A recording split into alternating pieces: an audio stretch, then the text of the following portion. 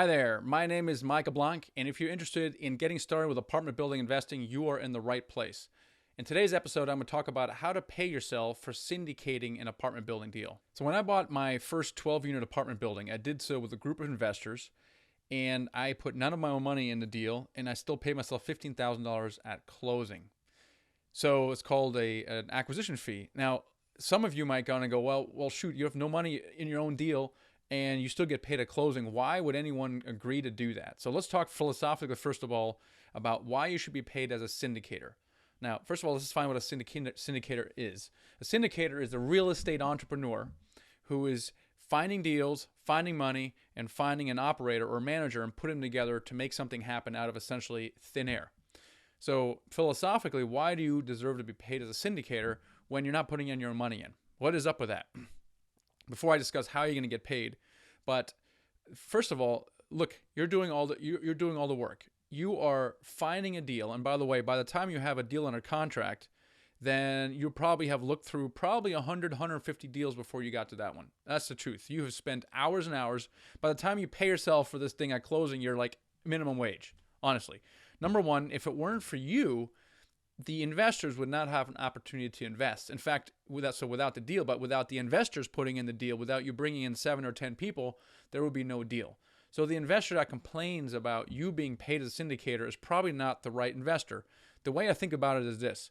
You need to be on the same page as an investor, meaning that if you make money, if the deal makes money, the investors make money, you make money. What if the investors make money and you don't make money? Why would that incentivize you to continue working over the years to maximize the profit of the deal, right? So philosophically, you and the investor need to be aligned. And so getting paid at closing rewards you from the long path getting there, and getting paid during the process incentivizes you to kind of stay engaged and maximize the profits.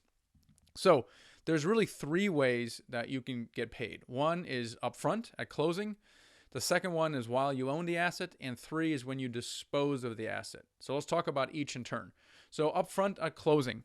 Upfront at closing, you typically get paid what's called an acquisition fee, and that fee is normally between 1 and 5%, depending on what the deal allows and how much work the deal is. For example, if it's a very stable deal, and you might want to pay yourself a little bit less on the lower end. On the other hand, if you're doing a lot of development, like for example, you're putting in $10,000, $15,000 a unit, and it's almost like a development, then you get paid more because you're having to do a lot more, right? Makes sense.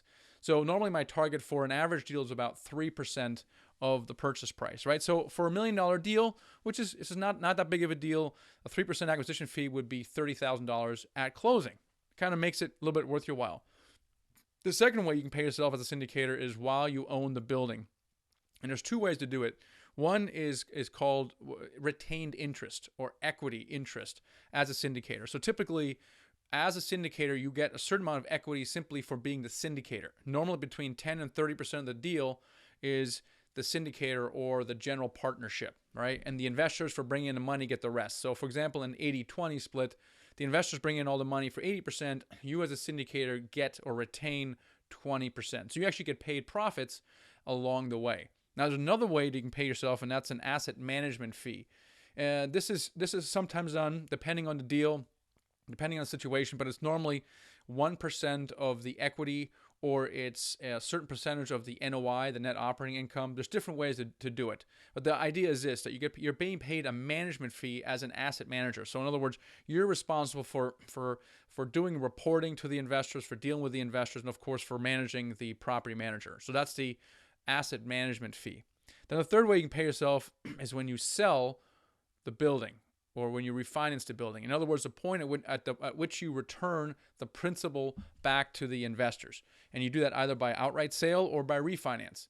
Now, why is this significant? The significance is if the investors get their principal back, their risk is off the table. And you should be rewarded or you can be rewarded for returning the principal back to the investors. And that's called a disposition fee or a capital transaction fee, however you want to call it. And again, you know, the what's normally done if the deal allows for it is 1% of the final price, either the reappraised value or the sales price. So those are the 3 ways that you can pay yourself as a syndicator. It makes it very lucrative in addition to the actual equity you have in a deal. Now, this is really important. You got to keep the investor in mind. So it's all fine and dandy that you pay yourself all over the place, but the deal has to allow for it. What's driving the deal is the investor return. Keep that in mind, right? So in my deals, I'm normally looking for an average annual return of at least 13%. If I can get to 15, that's even better, right? So I know around an average annual return of 15%, the investors are very interested in investing with me. So if I'm paying myself too many fees that reduces that return, then number one, maybe I shouldn't do the deal, or number two, maybe I need to pay myself less so the investors make their target return. So keep that in mind as you're underwriting the deal to keep that in mind. So look, you as a syndicator, you're the real estate entrepreneur, you're creating value where there was none. Without you, there would be no deal. Without you, there would be no return. So you absolutely you deserve to get paid. If the deal allows for it, pay yourself when you close on it and while you own it and when you dispose of it. All right, that's all I got today. If you have any questions, just let me know down below, and I'll be happy to respond to that. So thanks again for learning with me, and I'll catch you on the next episode. All right, take care.